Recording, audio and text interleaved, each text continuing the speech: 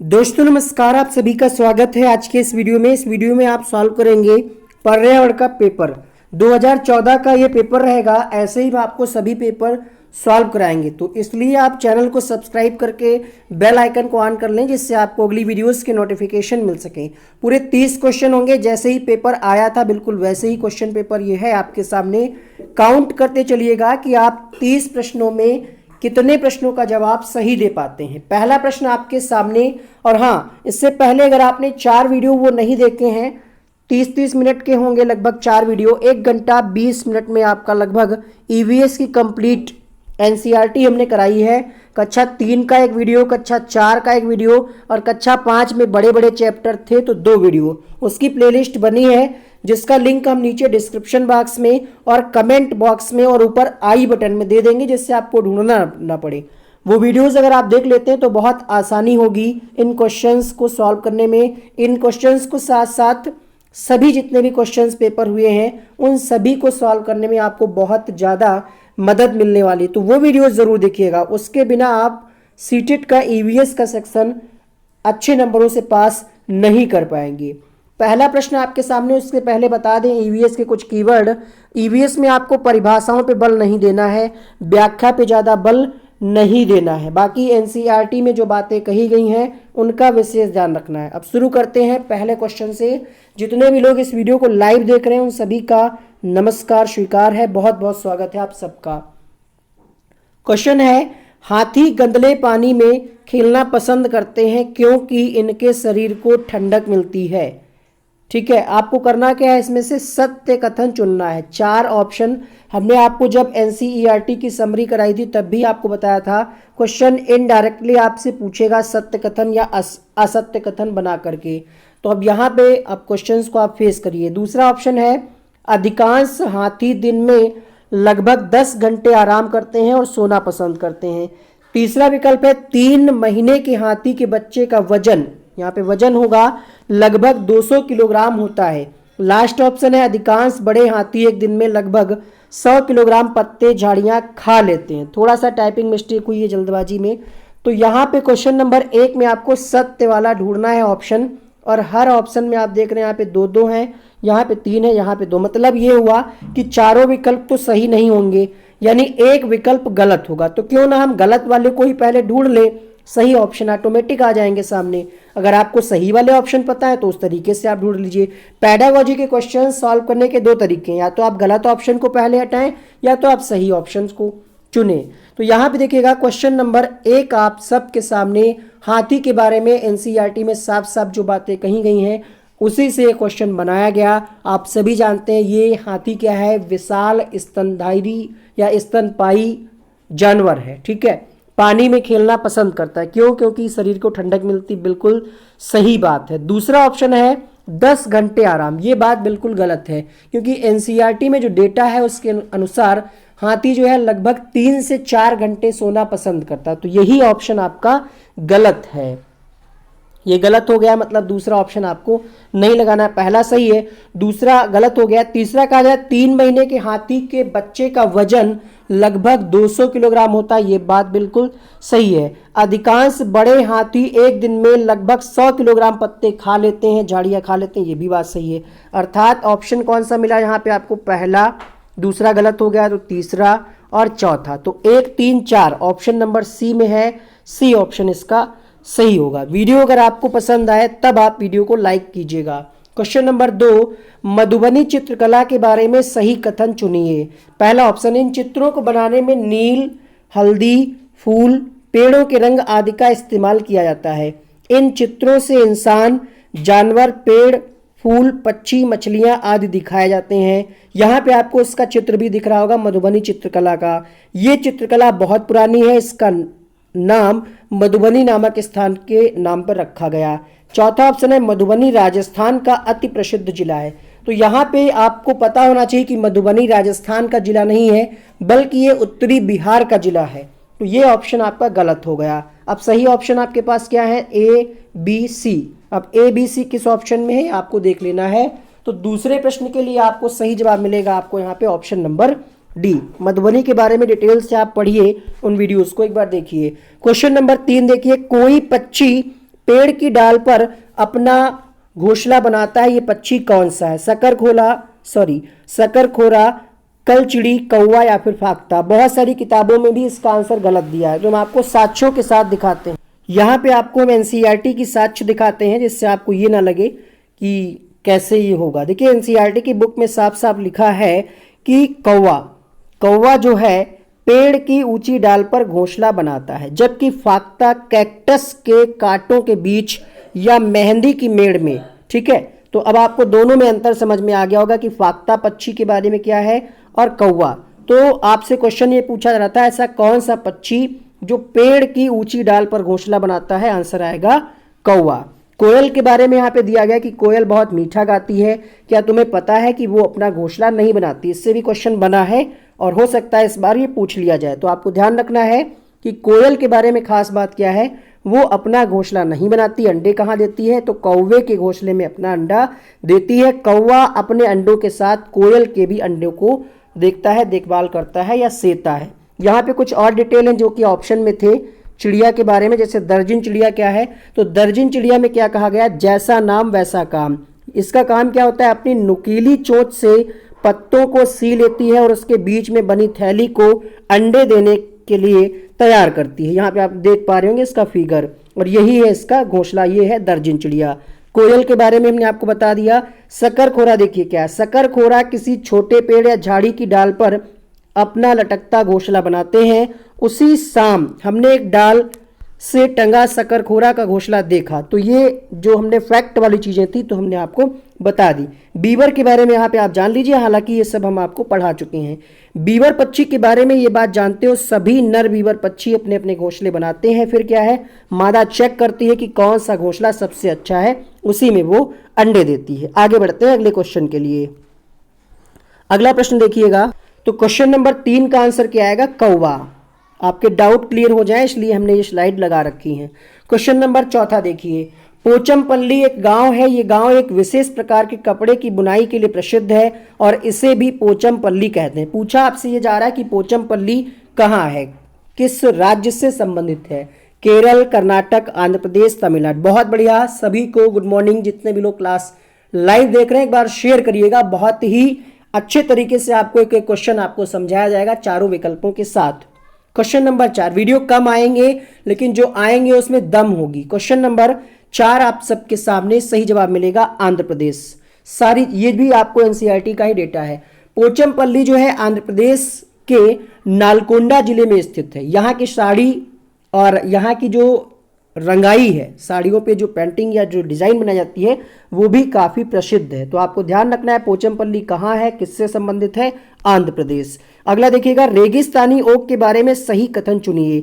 ये पेड़ ऑस्ट्रेलिया में पाया जाता है, बिल्कुल सही है। एक बार ये क्वेश्चन डायरेक्टली पूछा गया है कि रेगिस्तानी ओक कहाँ पाया जाता है, और ऑप्शन में राजस्थान भी दिया होगा। तो ये ध्यान रखिएगा, रेगिस्तान लगा इसका मतलब ये नहीं कि राजस्थान में ही पाया जाए। रेगिस्तानी ओक कहाँ पाया जाता है, इसके साथ आपको ये जानकारी मिली कि ये ऑस्ट्रेलिया में पाया जाता है। ये एक विशेष प्रकार का पेड़ है जिसकी जड़ें टहनियों से लटकती हैं। तो जो जड़ें जो है लटकती हैं वो बरगद का पेड़ होता है। तो ये ऑप्शन इसका गलत हो गया। सी ऑप्शन है, इस पेड़ के जड़ें जमीन में उस गहराई तक जाती हैं जब तक कि पानी ना पहुंच जाए। इस पेड़ के तने में पानी जमा होता है और स्थानीय लोग पतले पाइप का प्रयोग करके इस पानी को पीते हैं। आइए इसके बारे में कुछ इंपॉर्टेंट फैक्ट बताते हैं जो एनसीईआरटी की बुक में दिया गया। देखिए, कहा जा रहा है कि ऑस्ट्रेलिया में एक पेड़ पाया जाता है जिसका नाम क्या है? रेगिस्तानी ओक है। ठीक है, कहाँ पाया जाता है? तो ये ऑस्ट्रेलिया में पाया जाता है। इसकी ऊंचाई तुम्हारी क्लास की दीवार के लगभग होती है और पत्तियां बहुत ही कम। अंदाजा लगाओ कि इसकी जड़ें जमीन में कितनी गहरी जाती होंगी। सोचो यदि ऐसे 30 पेड़ जमीन पर लाइन से लिटा दिए जाएं तो उस लंबाई तक जमीन में गहरी। तो जड़ें जो है लटकती नहीं है। क्या कहा जा रहा है यहाँ पे? जड़ें जमीन में गहरी होती हैं। ठीक है, और क्या कहा जा रहा है? यह पानी पेड़ के तने में जमा होता रहता है। यही क्वेश्चन के ऑप्शन में था। उस इलाके में रहने वाले लोग इस बात को जानते हैं, जब कभी इस इलाके में पानी नहीं होता तो वहां के लोग इसके तने के अंदर पतला पाइप डालकर पानी निकाल लेते हैं। अब ऐसा होता है या नहीं होता है इससे आपको मतलब नहीं है, आपको क्वेश्चन के हिसाब से पढ़ना है कि किस क्वेश्चन में एनसीईआरटी के हिसाब से क्या बात कही जा रही है। आइए इसका हम आपको चित्र भी दिखाते हैं। तो ये है आपके सामने रेगिस्तानी ओक। आई होप आपको दिख रहा होगा कि यहाँ पे कोई जड़ें लटक नहीं रही हैं।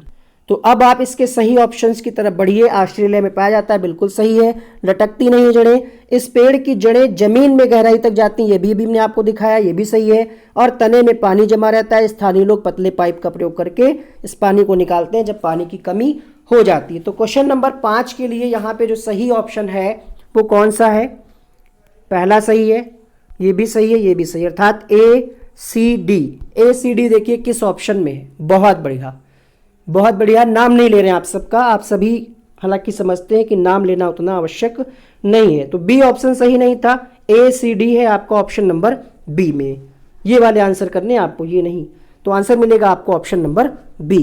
कूट वाले क्वेश्चन ऐसे ही आपको मिलेंगे, बड़े बड़े क्वेश्चन। कहा जा रहा है अबू धाबी के विषय में सही कथन चुनिए। ये सब डेटा जो है NCERT की किताब में दिया है, सब कुछ हमने पढ़ाया है। अब आपको आसानी लग रही होगी प्रश्नों के उत्तर देने में जिन लोगों ने वो 3 या 4 वीडियोस को देखा है।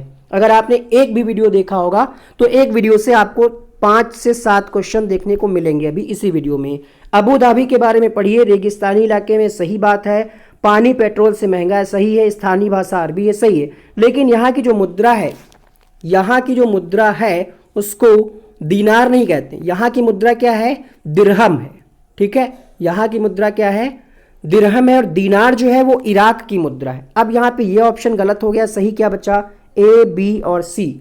तो क्वेश्चन नंबर 6 के लिए ABC देख लीजिए किस ऑप्शन में है, ऑप्शन नंबर डी में। ठीक है, अगर आपको वीडियो साफ ना दिख रहा हो तो यहाँ पे वीडियो की क्वालिटी होती है 3 डॉट पे, उस पर आप 360 या 480 लगा करके रखिए, तब आप साफ देख पाएंगे। दूसरी बात, अगर आप लाइव देख रहे हैं तो कमेंट को ऑफ कर दें, मोबाइल को रोटेट कर लें, देख लें। सीटेट में EVS के क्वेश्चन बहुत बड़े बड़े आते हैं कूट वाले, तो टाइप कराया है एक एवरेज से कि सभी क्वेश्चंस आपको साफ साफ दिखें। क्वेश्चन नंबर 6 के लिए आपको आंसर मिल चुका है, ऑप्शन नंबर डी।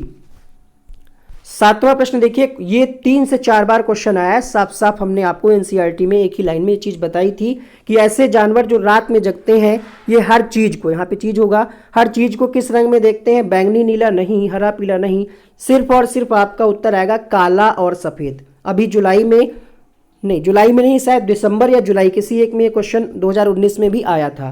तो आंसर आपको बिल्कुल गांठ बांध लेना है, काला और सफेद, मतलब काला और सफेद। यहाँ पे क्वेश्चन क्या है कि निम्नलिखित में से कौन बीज नहीं है? बीज, गेहूं बीज होता है, काली मिर्च बीज होता है, सौंफ बीज होता है, साबूदाना ये बनाया जाता है यानी आर्टिफिशियल होता है। ठीक है, तो यहाँ पे इस प्रश्न के लिए आपको आंसर मिलेगा क्वेश्चन नंबर 8 के लिए ऑप्शन नंबर सी। अगला प्रश्न देखिएगा, मृत सागर क्या है? ऐसा सागर जिसका पानी जहरीला होता है, ऐसा सागर जो सभी महासागरों से ज्यादा नमकीन। थोड़ा थोड़ा टाइपिंग मिस्टेक है, जो हम बोल रहे हैं उस पर ध्यान दीजिएगा। ऐसा सागर जो सभी सागरों से ज्यादा नमकीन है, ऐसा सागर जिसमें ज्वार भाटे बहुत तीव्र आते हैं, ऐसा सागर जिसमें जहाज चलाना खतरनाक होता है। फिर से पढ़ते हैं ऑप्शन। मृत सागर के संबंध में जो ऑप्शन दिए हैं यहाँ पे एक बार हम फिर से रिपीट कर देते हैं। आपसे पूछा जा रहा है कि मृत सागर है क्या, या आप ऐसे समझ सकते हैं सही कथन क्या है। पहला ऑप्शन, ऐसा सागर जिसका पानी जहरीला होता है, नहीं, गलत हो गया। ऐसा सागर जो सभी महासागरों व सागरों से ज्यादा नमकीन है, क्वेश्चन नंबर 9 बिल्कुल सही है। जितने भी लोग ऑप्शन नंबर बी के साथ जा रहे हैं, ये जो ऐसा सागर है इसका पानी जो होता है सबसे ज्यादा नमकीन होता है, तो ऑप्शन नंबर बी बेस्ट होगा। अगला प्रश्न देखिएगा, कक्षा 3 के विद्यार्थियों को भोजन का पाठ पढ़ाते समय बड़ा क्वेश्चन देख करके घबराना नहीं है, कीवर्ड को फॉलो करना जो हमने आपको बताया है। नहीं देखा वीडियो, ऊपर आई बटन में हम देने का प्रयास करेंगे EVS पेडागोजी ट्रिक, उसको देखिएगा, EVS आपको आसान लगने लगेगी। इस बार भी वीडियो आएंगे, वर्क चल रहा है, धीरे धीरे चीजें आप तक पहुंचती रहेंगी। कहा जा रहा है यहाँ पे क्लास आपको सुबह दी जा रही है, इस समय 10:30 बजे। कहा जा रहा है कक्षा 3 के विद्यार्थियों को भोजन का पाठ पढ़ाते समय अंजलि भोजन संबंधी आदतों में सांस्कृतिक क्षेत्रीय विविधता पर विशेष ध्यान देती है। नीचे दिए गए अधिगम अवसरों में किसके द्वारा विद्यार्थियों को वांछित जानकारी दी जा सकती है? मतलब कौन सा तरीका सबसे बेहतर होगा? चार्ट का उपयोग करना, ठीक है, विस्तृत व्याख्या करना, या फिर किसी बाहरी भोजन वाली व्यावसायिक एजेंसी को आग्रह करके? तो ये तो बाहरी तो बिल्कुल नहीं होगा। ठीक है, अब यहाँ पे आप देखिए सबसे प्रभावशाली क्या है, चार्ट का उपयोग या फिर विभिन्न क्षेत्रों संस्कृतियों के विद्यार्थियों से उनके घरों में खाए जाने वाले भोजन को मंगाना और जो सूचनाएं होंगी उनका आदान प्रदान करना। बच्चा जो है इससे बेहतर ढंग से सीखेगा, क्योंकि हर बैकग्राउंड का बच्चा होता है, तरह तरह के क्षेत्रों से आता है, तो डिफरेंट चीज़ें वहाँ से निकल करके आएंगी। बच्चे कोई भाई मैगी लाएगा, है ना, कोई फल लाएगा, कोई हो सकता है रोटी लाए चुपड़ी हुई वाली, है ना, कोई हो सकता है बर्फी लाए, कुछ भी कोई ला सकता है। तो इसका अलग अलग, कोई हो सकता है हरी सब्जी ज़्यादा लाए, है ना। तो इससे क्या होगा, जब क्लास में तरह तरह के भोजन आएंगे, तरह तरह के व्यंजन आएंगे, तो उसमें क्या होगा, चर्चा होगी फिर। ठीक है, भोजन संबंधी आदतों पे कहा जा रहा था विविधता पर विशेष ध्यान देना चाहती है। तो विशेष ध्यान तभी तो हम देंगे जब तरह तरह की चीज़ें क्लास में हम चर्चा करेंगे उनकी, और उसमें क्या होगा, फिर हम सूचनाओं का आदान प्रदान करेंगे। बच्चे आपस में दिखाएंगे कि आज हम ये लाए हैं, तो मैम बताएंगी कि हरी सब्जी खाने से ये फ़ायदा होता है, या अगर आप कुछ वैसी चीज़ें खा रहे हैं जो आपको नुकसानदायक है तो उसके बारे में भी चर्चा करेंगी मैम। तो ये सबसे ज़्यादा प्रभावशाली होगा। भाई चार्ट दिखाने से उतना बच्चा नहीं समझ पाएगा, है ना। और यहाँ पे बाहरी भोजन वाली, तो बाहरी से अच्छा है कि हम बच्चों पे ही प्रैक्टिकल करें, क्योंकि इसमें बच्चे एक्टिव रहेंगे, अर्थात सक्रिय अधिगम। बी ऑप्शन बेस्ट है। क्वेश्चन नंबर 11 देखिए, कक्षा 5 के विद्यार्थियों को पर्यावरणीय चिंताओं के बारे में पढ़ाते हुए प्रीति प्रदूषण पर अधिक बल देना चाहती है। ये क्वेश्चन आप गलत कर सकते हैं, अगर आप थोड़ा सा चूक गए क्वेश्चन गलत हो जाएगा। वांछित उद्देश्यों को प्राप्त करने के लिए नीचे दिए गए क्रियाकलापों में कौन सर्वाधिक प्रभावशाली है। क्योंकि ईवीएस में ज़्यादातर ऑप्शंस में आपको मिलता है कि दैनिक जीवन से जोड़ करके बच्चों को पढ़ाया जाए, बाहरी जीवन से पढ़ाया जाए, वास्तविक जीवन से। यहाँ पे इस तरीके के दो ऑप्शन हैं। पहला कहा जा रहा है प्रदूषण के चार्ट बनाना, तो ये ज़्यादा प्रभावशाली नहीं होगा। शैक्षिक भ्रमण पे ले जाकर, ये ठीक था यहाँ तक, लेकिन कहा क्या जा रहा है, किसी प्रदूषित नदी को दिखाना। बात यहाँ पे प्रदूषण की थी, ना कि सिर्फ जल प्रदूषण की। ठीक है, अब यहाँ पे नदी दिखाएंगे तो बच्चे सिर्फ जल प्रदूषण को ही समझ पाएगा ना। वैसे यहाँ तक ऑप्शन ठीक था, अगर यहाँ पे नदी ना होता तो ये ठीक था, अब ये यहाँ पे कम प्रभावशाली हो गया। तीसरा ऑप्शन है विद्यार्थियों से विभिन्न प्रकार के प्रदूषणों से संबंधित समूह परियोजनाओं पर कार्य करने के लिए कहना। भाषण देना अपने आप में निगेटिव है, कट जाएगा। तो ऑप्शन क्या मिला आपको यहाँ पे, विद्यार्थियों से विभिन्न प्रकार के प्रदूषणों से संबंधित समूह परियोजना पर, क्योंकि यहाँ पे विभिन्न प्रकार आ गया। प्रदूषण कई प्रकार का होता है ना, जल प्रदूषण, वायु प्रदूषण, मृदा प्रदूषण, रेडियोधर्मी प्रदूषण, तो कई प्रकार का होता है। अर्थात विभिन्न प्रकार के प्रदूषणों से संबंधित समूह परियोजनाओं पर कार्य करने के लिए कहा जाए, ये ज़्यादा प्रभावशाली होगा। इससे जो है वांछित उद्देश्यों की पूर्ति अच्छे ढंग से हो पाएगी। क्वेश्चन में भी लिखा है कि सर्वाधिक प्रभावशाली, ठीक है, क्रियाकलाप, तो ये सबसे बेहतर ऑप्शन है, option number C. Question number 12 देखिए, नेहा कक्षा 5 के ईवीएस विषय के अंतर्गत नीचे दी गई मूल्यांकन तकनीकी का प्रयोग करती है। तो कहा जा रहा था, यहाँ तक आपके क्वेश्चंस, यहाँ तक क्वेश्चन था, यहाँ पे ऑप्शन आ गए, उसके बाद ये क्वेश्चन मेन है। कहा जा रहा है नीचे दी गई तकनीकों का कौन सा युगल, यानी ऊपर ये जो दी गई हैं 4 तकनीकी, कौन सा ऑप्शन सबसे बेहतरीन मूल्यांकन करेगा, वो भी वस्तुनिष्ठ। तो देखिए हस्तसिद्ध क्रियाकलापों को मूल्यांकन सही है, क्योंकि इसमें बच्चे एक्टिव रहेंगे, और वैसे भी हम करके सीखने पर बल देते हैं, एनसीएफ 2005 भी कहता है। होमवर्क में बच्चा हो सकता है चीटिंग कर ले, वो ज़्यादा प्रभावशाली नहीं होगा, तो ये गलत हो गया। परियोजना कार्य मूल्यांकन हो सकता था, लेकिन हमें यहाँ पे कूट जो मिल रहे हैं वो 2-2 के ही जोड़े में है, अर्थात एक तो हमने ढूंढ ही लिया है बेहतर। दूसरा सबसे बेहतर क्या होगा, ओरल टेस्ट, क्योंकि इसमें बच्चा जो है मौलिक विचारों को शामिल कर पाएगा। तो सबसे बेहतर क्या है यहाँ पे, ए और डी, यानी पहला और चौथा, जो कि है आपका ऑप्शन नंबर बी में। तो क्वेश्चन नंबर 12 के लिए ऑप्शन नंबर बी सही होगा। वीडियो कैसा लग रहा है एक बार कमेंट में जरूर लिखिएगा, लाइव में नहीं, कमेंट में, डिस्क्रिप्शन बॉक्स में, कमेंट में आप जरूर लिखिएगा। डिस्क्रिप्शन बॉक्स में आपको प्रीवियस वीडियोस के लिंक मिलेंगे। क्वेश्चन नंबर 13, ईवीएस में किसी अच्छे गृह कार्य को मुख्यतः किस पर केंद्रित होना चाहिए। होमवर्क जो आप दे रहे हैं पर्यावरण में, वो किस पर केंद्रित हो। पुनरावृत्ति, यानी बार बार उसकी रिवीजन पर आधारित हो। मास्टरी लर्निंग नहीं होगा। समय का सदुपयोग ठीक था, लेकिन यहाँ पे सबसे बेहतर और बड़ा ऑप्शन क्या है, विस्तारित अधिगम के लिए चुनौतियों और उत्तेजना। मतलब ये है कि अधिगम में विस्तार करने के लिए बच्चों को मौका मिले, है ना। तो ये सबसे ज़्यादा प्रभावशाली हुआ, इसलिए यहाँ पे क्वेश्चन नंबर 13 के लिए ऑप्शन नंबर सी सही होगा। क्योंकि देखिए ईवीएस में अच्छा गृह कार्य आप देंगे, उसमें अगर हम विस्तार करेंगे अधिगम के लिए, ठीक है, और उत्तेजना पर केंद्रित हो, बच्चे उत्तेजित हों, कार्य के लिए तत्पर हों, जिससे क्या होगा, इसके कारण क्या होगा, उक्त विषय द्वारा भविष्य में उत्पन्न होने वाली चुनौतियों और उपायों का पूर्वाभ्यास किया जा सके। मतलब आगे जो भी समस्याएं होंगी उनके लिए बच्चों को पहले से ही तैयार किया जाए चुनौतियों के लिए। इसलिए ऐसा होमवर्क हम दें।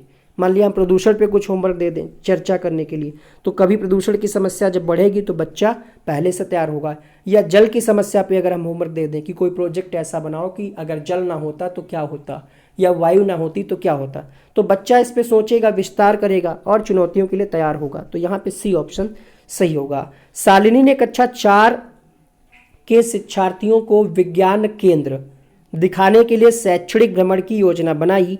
नीचे दिया गया कौन सा सामान्य निर्देश इस भ्रमण के लिए अप्रासंगिक है। ये भी क्वेश्चन आप जल्दबाजी में गलत कर सकते हैं। अप्रासंगिक मतलब निगेटिव सेंस, कौन सा ऑप्शन सही नहीं है, प्रासंगिक नहीं है। प्रदर्शन के समय अपनी, बहुत टाइपिंग मिस्टेक हुई है इसमें, बड़े बड़े क्वेश्चन थे ना इसलिए। अपनी शंकाओं पर प्रश्न पूछना कोई गलत बात नहीं है भाई, जो डाउट है उनको तो हम क्लियर करेंगे ना। अपना दिन भर का पूरा बस्ता लेकर के जाना, तो भैया हम शैक्षणिक भ्रमण पे जा रहे हैं, एक कॉपी एक पेन बहुत है, बस्ता ले जाने की क्या आवश्यकता, तो ये अप्रासंगिक है। ठीक है, यही इसका आंसर होगा। बाकी के क्यों नहीं होंगे, क्योंकि हमने आपको बताया कि नोटपैड हम ले जा सकते हैं। एक जो इंपॉर्टेंट चीज़ें होंगी शैक्षणिक भ्रमण में, जो हम ऑब्जर्व करेंगे, जो हम प्रत्यक्ष रूप में देखेंगे, उसकी हम चर्चा करेंगे वापस आने के बाद, तो ये जरूरी है हम नोट कर लेंगे। बिना मुझे सूचित किए कहीं नहीं जाना, तो ये टीचर का कहना है कि टीचर का ये निर्देश है, ठीक है, सामान्य निर्देश है कि अगर कहीं जाना तो हमें सूचित करके जाना, बिना मुझे सूचित किए नहीं जाना। तो ये भी ठीक बात है, ये भी ठीक बात है, ये भी ठीक बात। ये अप्रासंगिक है कि हम बस्ता लेकर के जाना, बस्ते का क्या रोल है पूरे दिन भर का वहां पे। क्वेश्चन नंबर 15 है यहाँ पे प्राथमिक स्तर की यहाँ पे कुछ टाइपिंग मिस्टेक है। प्राथमिक स्तर की अच्छी ईवीएस पाठ्यचर्या में क्या होना चाहिए, बताइए। पहला ऑप्शन, पाठ के अंत में अधिक अभ्यास प्रश्न, अपने आसपास को खोजने के अवसर। हमने आपको ट्रिक में बताया था कि खोजने के अवसर अगर पर्यावरण में मिलता है सबसे प्रभावशाली वही होगा। और ये भी अभी हमने आपको शुरुआत में बताया था, परिभाषा, व्याख्या, भाषण पे हम ज़्यादा बल नहीं देंगे, सबसे प्रभावशाली ऑप्शन है खोजने के लिए हम बच्चों को ज़्यादा से ज़्यादा अवसर दें। यहाँ पे बच्चे एक्टिव रहेंगे, बच्चे खोज आधारित अधिगम करेंगे, तो ये सबसे बेहतर होगा। प्राथमिक स्तर की ईवीएस पाठ्यपुस्तकों में कविताएं और कहानियां सम्मिलित करने का कारण क्या है। विद्यार्थियों में साहित्यिक रुचि विकसित करना हो सकता है, लेकिन सीटेट में क्या होता है, आपको कई बार चारों ऑप्शन सही लगने लगते हैं, चारों में जो सबसे बेस्ट होगा वो आपको ढूंढना है। विद्यार्थियों में साहित्यिक रुचि का विकसित करना हो सकता है ये उद्देश्य हो, लेकिन अभी श्योर नहीं, क्योंकि बाकी के ऑप्शन हमें देखने हैं।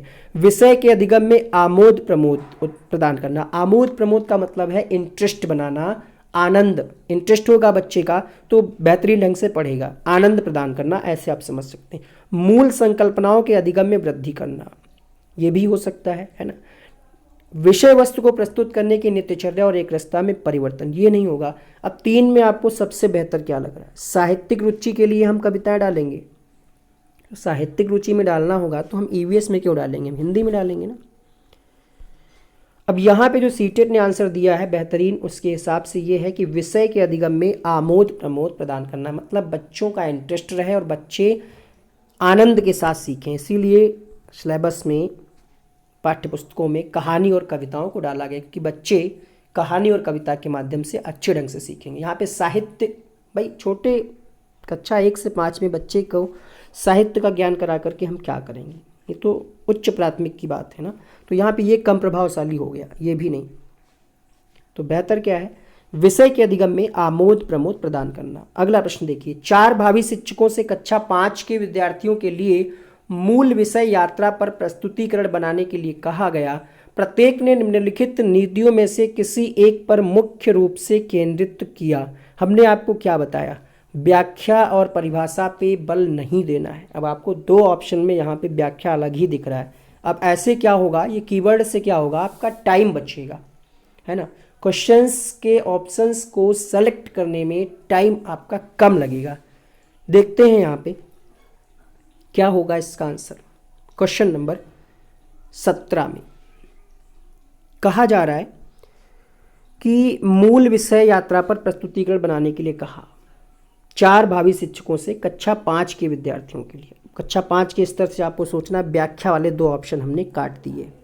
2 ऑप्शन में देखिए, विद्यार्थियों से यात्रा में उपयोग किए गए विभिन्न साधनों के अनुभवों का वर्णन करने के लिए कहेंगे हम, या फिर यात्रा के विभिन्न साधनों के चित्र एकत्र करके, आगे क्या है यहाँ पे, चित्र एकत्र करके स्क्रैप बुक, मतलब एक डिटेल हम इसका डेटा बनाएंगे। तो ये भी उतना ज़रूरी नहीं। सबसे बेहतर क्या होगा कि विद्यार्थी ने यात्रा में जो विभिन्न साधनों का उपयोग किया है अपने अनुभवों को वर्णन करें, अपने अनुभवों को साझा करें। ये सबसे प्रभावशाली ऑप्शन है और यही उसका सही उत्तर होगा, क्योंकि विद्यार्थियों से यात्रा में उपयोग किए जाने वाले विभिन्न साधनों के अनुभवों का वर्णन करना सबसे उपयोगी होगा। क्योंकि क्या होगा, इससे यात्रा वृत्तांत लिखते समय बालक अपने अपने अनुभवों को साझा करेगा, अपने अपने विचारों को लिखेगा। तो ये सबसे बेहतर होगा, क्योंकि यहाँ पे भी बच्चा एक्टिव रहेगा। क्वेश्चन नंबर 18 शेयर करिए भाई, संख्या बहुत कम है लाइव में, आज लाइक्स भी नहीं मिले उतने। हालांकि इसका कोई चार्ज या कुछ पेमेंट नहीं मिलता है कहीं से भी, लाइक का, शेयर का। बस एक मोटिवेशन होता है कि अगर कोई वीडियो बना है मेहनत से तो वो ज़्यादा से ज़्यादा लोगों तक पहुँचे। क्वेश्चन नंबर 18 कक्षा 5 की ईवीएस की पाठ्यपुस्तक के किसी पाठ में सोचिए, यहाँ पे सोचिए होगा, सोचिए और चर्चा कीजिए। भाग में नीचे दिया गया कथन लिखा है। कथन क्या है, यदि आपके गांव अथवा शहर में 1 सप्ताह तक पेट्रोल अथवा डीजल ना हो तो क्या होगा। अब बच्चे सोचेंगे कि भाई पेट्रोल डीजल नहीं होगा तो गाड़ियां बंद हो जाएंगी, कोई कहेगा फैक्ट्रियां बंद हो जाएगी, कोई कहेगा सिंचाई कैसे होगी, है ना। किसी के घर में अगर मोटर चलता होगा जनरेटर से तो वो अपना अपना सोचेगा। अब कहा जा रहा है कि ये चर्चा क्यों कराई जा रही है, इसका उद्देश्य क्या है। पहला ऑप्शन, छात्रों को तेल के न्यायसंगत उपयोग के बारे में संवेदनशील हो सकता है, ये ऑप्शन गलत नहीं है। ये छात्रों को पेट्रोल और डीजल के स्रोतों के बारे में, तो ये मूल्यांकन भाई बच्चा यहाँ कहाँ कर पा रहा है, मूल्यांकन वाला तो नहीं होगा, पूर्णतः गलत है। अगला देखिए, वास्तविक जीवन की चिंताओं को समझने हेतु कल्पना और सोचने विचारने की कुशलता को बढ़ावा देना। अब आपको समझ में आ ही गया होगा। पहली बात तो यहाँ पे वास्तविक लिखा है, आंसर अपने आप है। फिर यहाँ पे सोचने विचारने की, कल्पना, हमने अभी आपको हिंट दी कि कोई बच्चा कुछ कहेगा, कोई बच्चा कुछ कहेगा। इससे क्या होगा, सोचने विचारने की क्षमता बढ़ेगी, कुशलता बढ़ेगी, और इसी को बढ़ावा देना चाह रहा है शिक्षक कक्षा में, इसीलिए ये क्वेश्चन रखा गया है। तो आई होप आपको चीज़ें समझ में आ रही होंगी। एक एक ऑप्शन, ये नहीं कि क्वेश्चन पढ़ा आंसर बता दिया आगे बढ़े। इससे आपकी समझ विकसित होगी, समझ विकसित होगी तभी आप अच्छा नंबर ला पाएंगे। टारगेट रखिएगा 30 में 29, ज़्यादा बड़ी बड़ी नहीं हाँकेंगे। 30 में 30 अब नहीं कहेंगे क्योंकि 1-2 ऑप्शन सबसे भरने में ऑप्शन गलत हो जाते हैं, कई बार हमारे पास टाइम नहीं बचता। 30 में 29 का जब आप टारगेट रखेंगे तब आप 26 से 27 ला पाएंगे। ठीक है, तो इतना आपको करना है। ईवीएस की पढ़ाई में कक्षा में प्रश्नोत्तर तकनीकी का सबसे अच्छा उपयोग किसके लिए किया जाता है। प्रश्नोत्तर हम क्यों करते हैं, विद्यार्थियों का ध्यान आकर्षित करने के लिए, जिज्ञासा उत्पन्न करने के लिए, प्रायोगिक कौशल को बढ़ावा देने के लिए, अनुशासन। तो अनुशासन का उतना ज़्यादा संबंध नहीं है प्रश्न पूछने से। हम क्वेश्चन आंसर इसलिए करते हैं कि बच्चों के अंदर कुछ जानने की इच्छा बनी रहे, है ना। तो यहाँ पे क्वेश्चन नंबर 19 के लिए सबसे प्रभावी ऑप्शन क्या है, जिज्ञासा, बी ऑप्शन इसका सही होगा। अगला प्रश्न देखिएगा, प्राथमिक स्तर पर ईवीएस की पढ़ाई का एक प्रमुख उद्देश्य क्या है। मतलब प्राथमिक स्तर पे हम पर्यावरण क्यों पढ़ाते हैं। विषय की मूल संकल्पनाओं की गहन समझ, तो प्राथमिक स्तर पे बच्चा गहन समझ नहीं बना पाएगा। अलग स्तर के अध्ययन के लिए विद्यार्थियों को तैयार करना, अलग स्तर हम कहाँ ले जाएंगे, सिलेबस के बाहर नहीं। कक्षा की पढ़ाई को शिक्षार्थियों के विद्यालय से बाहर जीवन से जोड़ना, ये अपने आप में एक पॉजिटिव ऑप्शन है। हस्तशिल्प वाला गलत नहीं था, लेकिन हमें जब इससे बेहतर ऑप्शन मिल गया, प्रमुख उद्देश्य लिखा है, ये भी उद्देश्य के अंतर्गत ही आएगा, हस्तशिल्प क्रियाकलापों। लेकिन वरीयता हम किसको देंगे, ईवीएस में बाहरी जीवन से जोड़ करके संबंधित करके पढ़ाने में। तो ऐसी कंडीशन आपको पेपर में भी मिलेगी कि आपको 2 ऑप्शन सही लगेंगे। दोनों में आप एनसीएफ को फॉलो करिएगा, एनसीएफ 2005 नेशनल करिकुलम फ्रेमवर्क, और ईवीएस की जो हमने ट्रिक बताई उसको फॉलो करिएगा। उत्तर आपका गलत नहीं होगा, डी ऑप्शन नहीं होगा, सी ऑप्शन सही होगा, बाहरी जीवन से जोड़ना। क्वेश्चन नंबर 21 है, प्राथमिक स्तर पर वृक्षों के संरक्षण की संकल्पना के बारे में विद्यार्थियों को संवेदनशील बनाने के लिए नीचे दिया गया कौन सा क्रियाकलाप उपयुक्त नहीं है। वृक्षों पर नारा लेखन प्रतियोगिता आयोजित करना उपयुक्त नहीं है, आपसे पूछ रहा है भाई। नारा लेखन से तो कुछ ना कुछ संदेश जाएगा, ये सही हो सकता है। प्रत्येक छात्र को वृक्ष अपनाकर अपनी देख रेख, तो बहुत बढ़िया बात है भाई। प्रत्येक बच्चा अगर एक एक वृक्ष अपनाएगा, उसकी देखभाल करेगा, तो वृक्षारोपण को भी बढ़ावा मिलेगा और वातावरण भी अच्छा रहेगा। पोस्टर बनाने की प्रतियोगिता, ये भी सही। क्वेश्चन आपसे क्या कह रहा था, उपयोगी नहीं है किसकी, वृक्षों के संरक्षण। यहाँ पे भी संरक्षण की बात कही गई, नारा वाला, ठीक है, एक मैसेज जाएगा लोगों को यहाँ पे भी। लेकिन लकड़ी का अगर भंडार पड़ा है, लट्ठर पड़ा है, उसको दिखा देंगे तो उससे क्या होगा, बच्चा क्या जाने क्यों पड़ा है वो, तो इससे कोई प्रभाव नहीं पड़ेगा बच्चे पे। ये उपयुक्त नहीं है क्रियाकलाप। आंसर मिलेगा सी। ईवीएस की कक्षा में जल का पाठ पढ़ाते समय अंजलि ने अपनी कक्षा में जल के विभिन्न स्रोतों और जल को संरक्षित करने के लिए व्यक्तिगत क्रियाओं पर रोल प्ले का मतलब है, जैसे आपने देखा होगा नौटंकी या फिर रासलीला, रामलीला, उसमें जो रोल प्ले करते हैं, समझ गए होंगे आप। तो ऐसा क्यों है, इस क्रियाकलाप का उद्देश्य क्या है। विद्यार्थियों की सामाजिक कुशलताओं में सुधार करना, एक रास्ता को तोड़ना अपने आप में निगेटिव है। अधिगम की प्रक्रिया में विद्यार्थियों की सक्रिय भागीदारी, ये अपने आप में कीवर्ड है, अगर आपने नहीं देखा तो जरूर देखें। सक्रिय भागीदारी, इसमें बच्चे एक्टिव रहेंगे, इसीलिए रोल प्ले का आयोजन किया गया। हालांकि ये गलत नहीं है, ठीक है, ज्ञान में वृद्धि तो होगी, लेकिन सबसे जरूरी क्या है, मुख्य उद्देश्य क्या है, सक्रिय भाग लेना सुनिश्चित करना।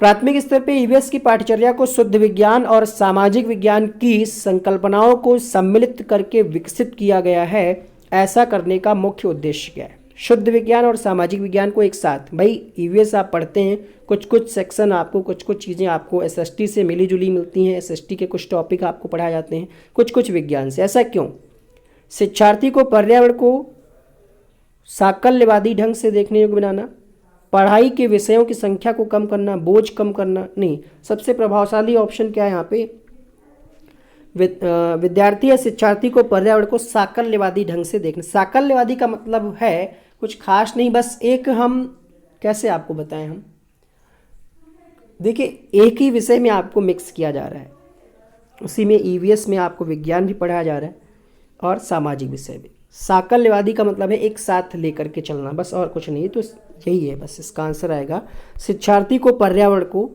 साकल्यवादी ढंग से देखने के योग्य बनाना। ईवीएस कक्षा में सामाजिक असमानताओं पर अधिक बल देने के लिए निम्नलिखित में से कौन सा अधिक प्रभावी अधिगम होगा। वीडियो थोड़ा बड़ा जरूर होगा, एक छोटी सी रिक्वेस्ट है आप सभी से, वीडियो के बीच में अगर एडवर्टाइजमेंट आता है थोड़ा सा, जो यूट्यूब लगाता है, हम नहीं लगाते, तो वो आप देख लिया करें। अगर आपके देखने के लायक नहीं भी है, मतलब आपकी मतलब का भी नहीं है, कोई म्यूज़िक आ रहा है, कुछ भी आ रहा है, थोड़ा सा देख लिया करें। यही हम लोगों का एक सपोर्ट होता है, इनडायरेक्टली आप करना चाहें तो कर सकते हैं, ऐसा कोई फोर्स नहीं है। अगर आप करेंगे तो हमें अच्छा लगेगा बस, ठीक है, हमें मोटिवेशन मिलेगा। 10-20 सेकेंड का ऐड आता है, उसको स्किप ना किया करें। स्किप लिख के आता ना यहाँ पे 3 2 4 1, स्किप ना किया करें, भले वॉल्यूम कम कर दें। क्वेश्चन नंबर 24 आपने पढ़ लिया होगा, हमने आपको बताया कि भाषण अपने आप में नेगेटिव है, ठीक है। तो अब आप इसका आंसर क्या करेंगे, संबंधित मामलों पर वीडियो फिल्म दिखाना, असमानताओं पर अधिक बल देना है, या फिर प्रतियोगिता का संचालन, या फिर परियोजना का भार अपने ऊपर। इसका आंसर आप सभी लोग कमेंट बॉक्स में लिखिएगा। क्वेश्चन नंबर 24 हम आपके लिए छोड़ेंगे होमवर्क, इसको हम अगले वीडियो में कवर करेंगे। वैसे इसका प्रभावी ऑप्शंस आपके लिए हम छोड़ते हैं, क्योंकि इस क्वेश्चन में थोड़ा सा विवाद था। क्वेश्चन नंबर 25, ऐसा नहीं है कि हम आपको इसको कराएंगे, नेक्स्ट वीडियो में आपको इसका क्वेश्चन हम कंफर्म बताएंगे आपके कमेंट के साथ कि आपका क्या विचार है। क्वेश्चन नंबर 25 डायरेक्ट एनसीईआरटी से क्वेश्चन है। पूछा जा रहा है कि पसंद नापसंद के बारे में चर्चा करते समय किसी छात्र ने कहा कि मुझे और मेरी माँ दोनों को सांप खाना बहुत पसंद है। जब भी हमें सांप खाने की इच्छा होती है, हम किसी होटल में जाकर लिंगहू फेन खाते हैं। तो ये कहाँ का है, तो बता दें आपको, लिंगहू फेन सांप के मांस को कहते हैं, और ये कहाँ के लोग खाते हैं, तो ये हांगकांग के लोग खाते हैं सांप का मांस। बी ऑप्शन सही होगा। 25 क्वेश्चन हो चुके हैं अभी तक। अगर आपने वीडियो को लाइक नहीं किया, एक लाइक आप जरूर कीजिएगा। 26वां प्रश्न, ब्रेल लिपि के बारे में नीचे दिए गए कथनों का अध्ययन कीजिए। ब्रेल लिपि बता दें आपको, सबसे पहले ये 6 बिंदुओं पर आधारित थी। लुइस ब्रेल ने इसका आविष्कार किया, फ्रांस के थे ये। साथ ही साथ इसको कंप्यूटर पे भी हम मतलब कंप्यूटर की सहायता से भी इसका प्रयोग हम कर सकते हैं। उभरे बिंदुओं पर हाथ फेर कर पढ़ा जा सकता है, बिल्कुल सही है। नुकीले औजार से बनाई जाती है, यहाँ पे आप फिगर भी आप देख पा रहे होंगे। लेकिन ये जो है 8 बिंदुओं पर आधारित नहीं होती है। कितने बिंदुओं पर आधारित होती है? ये 6 बिंदुओं पर आधारित होती है लुईस ब्रेल। ठीक है, किसके लिए होती है? नेत्रहीन, जो बच्चे जो नेत्रहीन हैं उनके लिए इसका प्रयोग किया जाता है। 6 बिंदुओं पर आधारित होती है। ठीक है, बस इतना ही है इसके बारे में। तो अब देखिए यहाँ पे दूसरा ऑप्शन गलत हो गया, सही कौन सा बचा? पहला, तीसरा और चौथा, जो कि है आपका ऑप्शन नंबर ए। तो 26 का पहला ऑप्शन करेक्ट होगा या फिर दूसरा ऑप्शन होगा? पहला, तीसरा, चौथा, सही है, पहला ऑप्शन ही सही होगा, क्योंकि दूसरा तो गलत हो गया ना, 8 लिखा है यहाँ पे, ये गलत हो गया। पहला, तीसरा, चौथा, अर्थात ऑप्शन नंबर ए इसका सही जवाब होगा। अगला प्रश्न देखिएगा, क्वेश्चन नंबर 27। क्वेश्चन नंबर 27 आपके सामने कहा जा रहा है कि निम्नलिखित में से सही कथन चुनिए। जिन जानवरों के बाहरी कान व शरीर पर बाल होते हैं वे बच्चे देते हैं। जिन जानवरों के बाहरी कान व शरीर पर बाल नहीं होते वे अंडे देते हैं। तीसरा ऑप्शन है जिन जानवरों के बाहरी कान व शरीर पर बाल नहीं होते वे बच्चे देते हैं। जिन जानवर, ये भी NCERT वाले वीडियो में हमने आपको बताया है और तब हमने आपसे कहा था कि इससे क्वेश्चन पूछा गया है। अब वही क्वेश्चन आपके सामने है, बताइए। तो आपसे पूछा क्या जा रहा है? सही कथन। ठीक है, देखिए बाहरी कान, जैसे हम, आप, गाय, भैंस, तो शरीर पे बाल भी होते हैं, ये क्या करते हैं? बच्चे देते हैं, बिल्कुल सही है। लेकिन जिन जानवरों के बाहरी कान, शरीर पे बाल नहीं होते वे अंडे देते हैं, ये भी बात सही है। तो इसका पहला और दूसरा ऑप्शन सही है, बाकी के ऑप्शंस गलत हैं। आंसर देखिए कौन सा आप लगाएंगे।